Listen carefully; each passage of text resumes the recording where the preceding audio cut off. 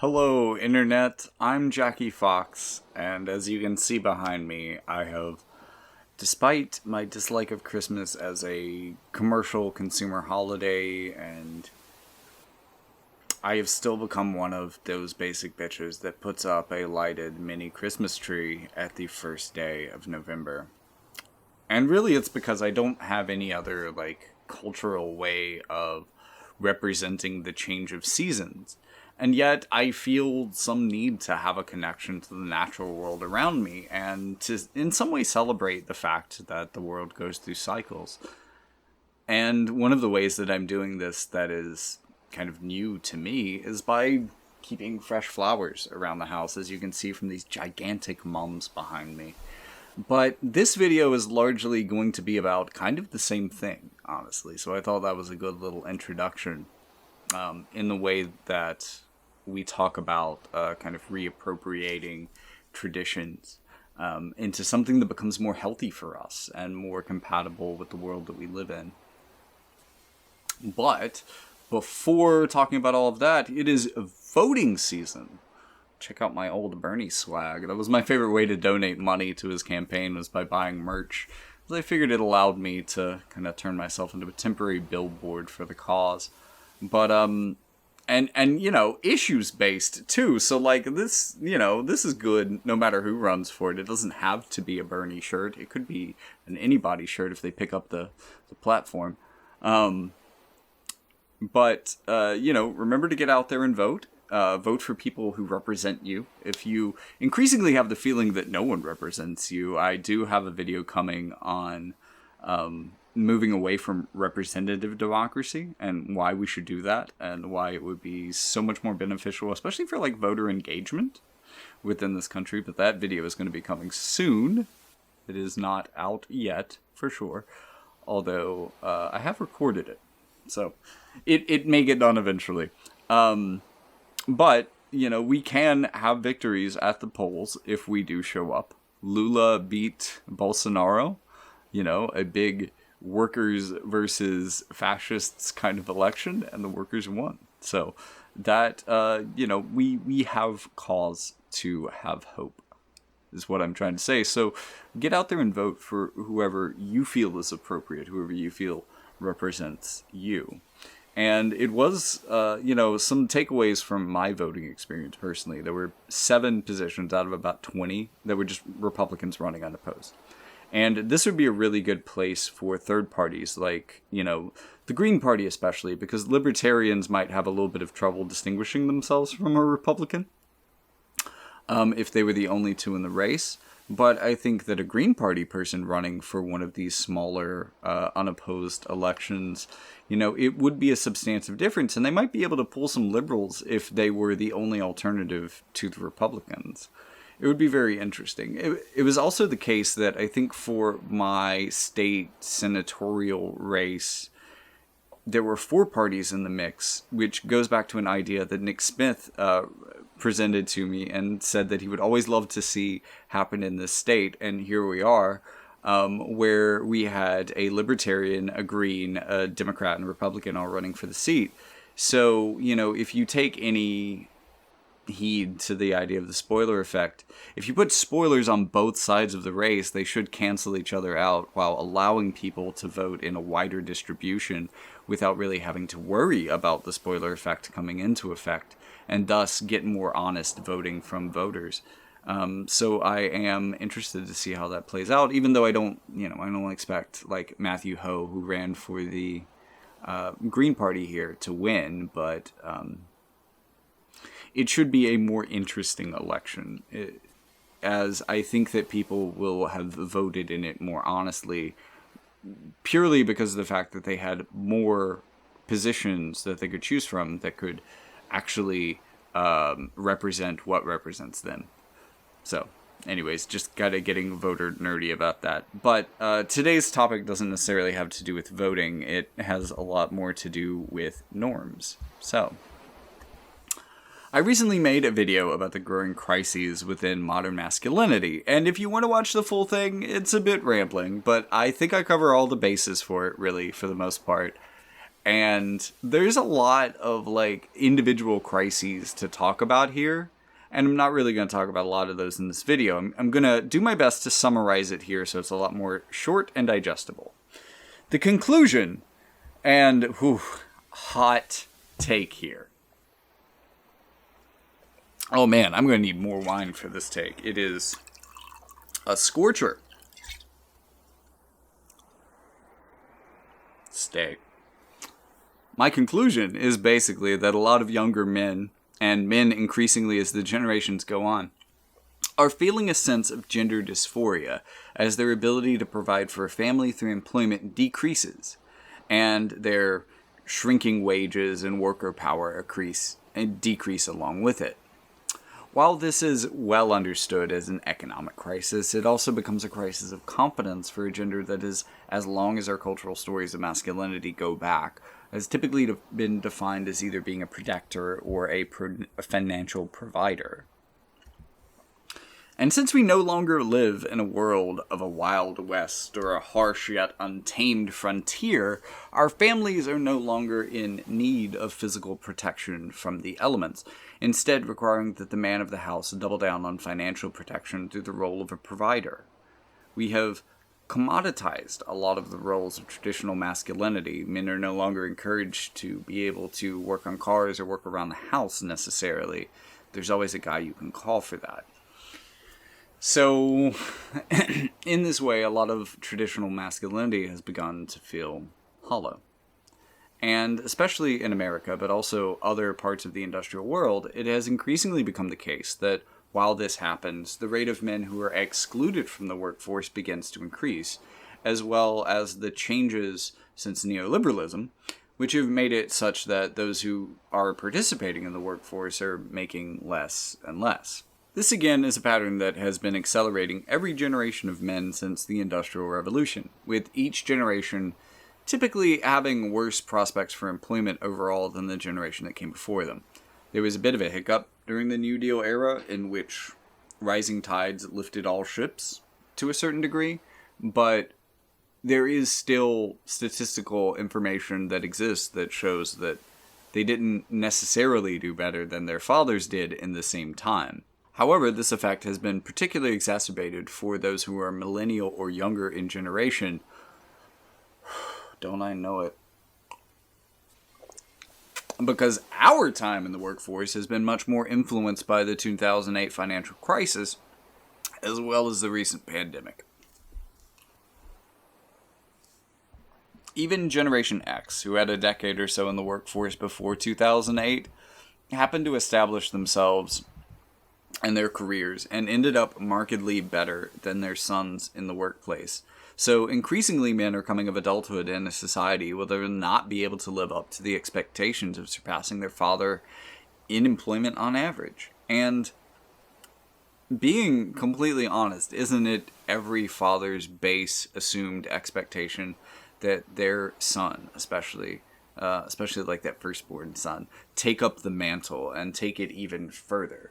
You know, create glory in their father's name that their father was never able to accomplish himself.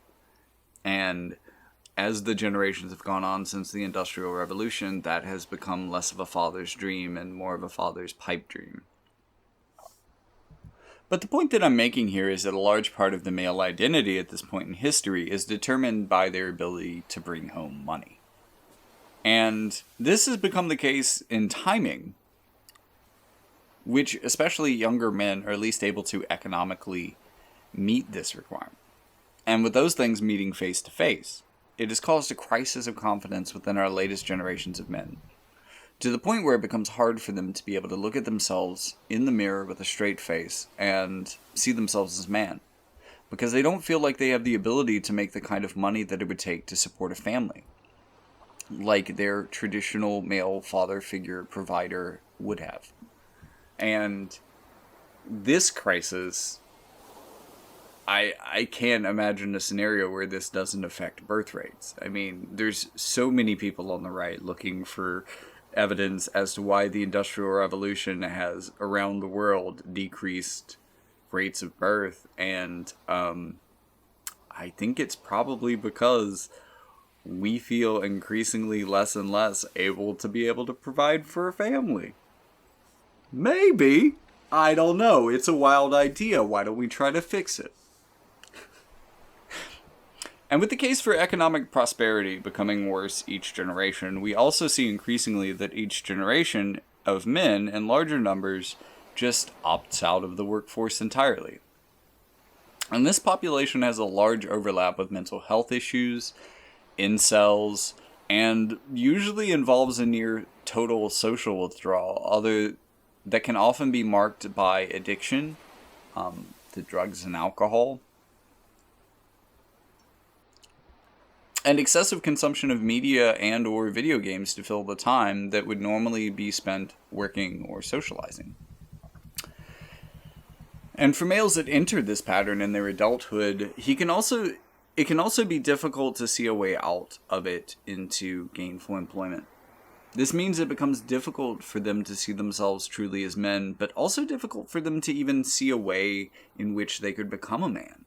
Ultimately, this leads to gender dysphoria, which can often lead to attempting to assert one's masculinity through alternative methods, such as the perversion of the role of protector as the role of the aggressor, or the tough guy. It can also lead to men pursuing especially superficial forms of masculinity, such as perhaps bodybuilding. It's not to say that there's anything wrong with getting fit or embracing fitness as a part of your masculinity.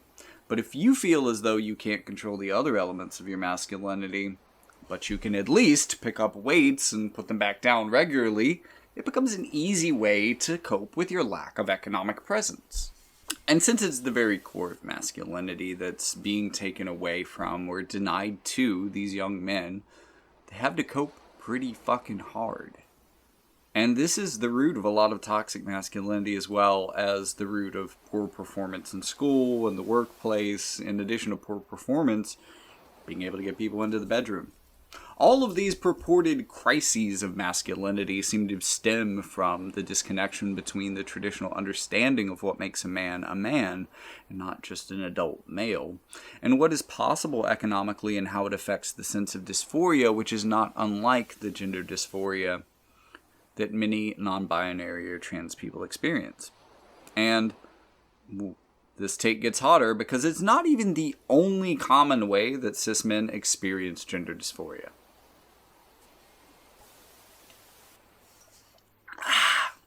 Another one being even more common in older men or the bodybuilding crowd, which is either taking testosterone as prescribed by a doctor or getting black market anabolic steroids meant to increase testosterone as a way of getting better gains in the gym, and therefore portraying masculinity better or performing better in the bedroom and thus being able to feel more masculine, or just gaining the vigor of your youth that you had as a young man. In all of those ways, the addition of testosterone to the body of that man is a way of dealing with that gender dysphoria, or that disconnect between who they are and what they think a man should be. However, in this sort of socioeconomic gender dysphoria that I'm describing in this video, I don't think testosterone is really going to solve the problem. What I think actually would solve the problem is setting a minimum wage that would allow a single individual to support an entire household, or at least come relatively close to it, as well as reimagining of what masculinity is meant to be, that emphasizes less traditionally masculine traits as a way of creating socially healthy alternatives to simply being an economic provider. For instance, a stay-at-home father could become a provider of quality time. Instead of doing the economic work outside of the household, they could do the domestic work of raising children inside the household. For many of these men, a guaranteed low-skilled government job with pay he could be proud of might do a lot to begin to reverse his lack of confidence in his own manhood and thus change his social standing for the better. Many of these men refuse to look for a job because of rejection sensitivity, which also explains their lack of social or sexual development in many cases, as success in those areas requires enduring rejection. So, taking rejection off the table would be a meaningful difference for them that could prove life-changing. The real difference of such a program would be reaching these socially disaffected men. Through the late 20th century, feminism was able to redefine what it meant or what it could mean to be a woman, especially within the economic realm, as women began to enter the workforce and demand to be paid as equals to their male counterparts. And more power to you. Because men do not, at this time, have a deficit of rights to women, there isn't really a rallying cry to redefine masculinity, especially in relation to labor, in the same way that there was for feminism. But instead, what we have experienced within masculinity is a shunning of certain exacerbations of masculine traits in a way that society had turned a blind eye to previously. Editor Jackie, please insert some footage of people taking Harvey Weinstein seriously in public ever.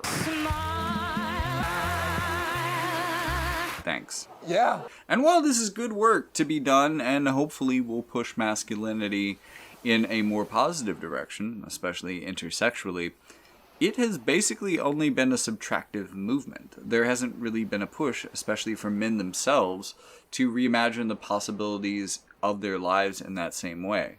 And I think that's actually probably important that it come from inside the house, come from inside the gender, as it were, because I don't think that men who are in this position are necessarily going to be super inclined to having a woman prescribe what masculinity should be to them. I think they might take it better from other men. And I think that this is something that is needed, but again, may have difficulty forming in the public in the absence of a rights movement.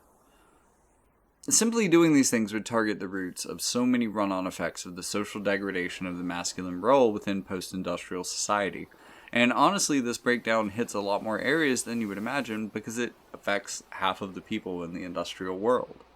It probably affects someone you know quite greatly. I mean, it definitely affects, like, probably half of the people you know, but it definitely affects someone you know pretty seriously. And honestly, the people that it affects the most are probably the people that you don't know at all.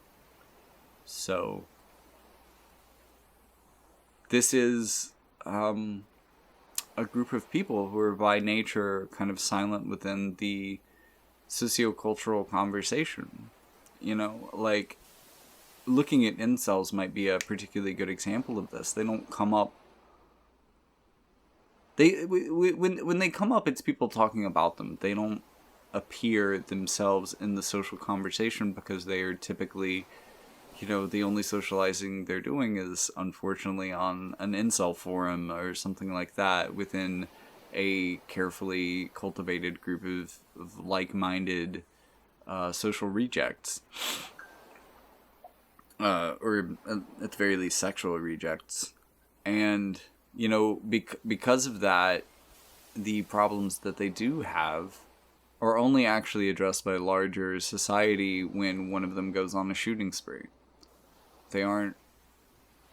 And, like, this is their own problem in that in order to reach the opinions of other people, they kind of have to engage with society, and they aren't. Which is part of the problem. And that, you know, really the only time that society has to think about them is when they do something terrible. And those terrible things are happening more often. But shouldn't we create a world in which those people don't feel so left out that they turn to groups full of sociopaths that just want to turn them into killers? Like, can't we imagine a world that is kinder to these people so that they don't lash out? It just feels like we treat them as a lost cause sometimes. And it's bigger than just incels, but they're kind of they're the group you've heard of that best fits this profile. And there's definitely some shitty people amongst them and some really bad behavior, but I think it comes from the insular quality of their group, incellular quality of their group, that they've become so disconnected from polite society that they've forgotten how to function within it. Which I think is just more of an impetus on us to invite them back into polite society in some way. And I think that the most meaningful way to do that for someone who wants to be seen as a man within society is to give them a meaningful ways of making a living, which ties back to most of my solutions for this problem.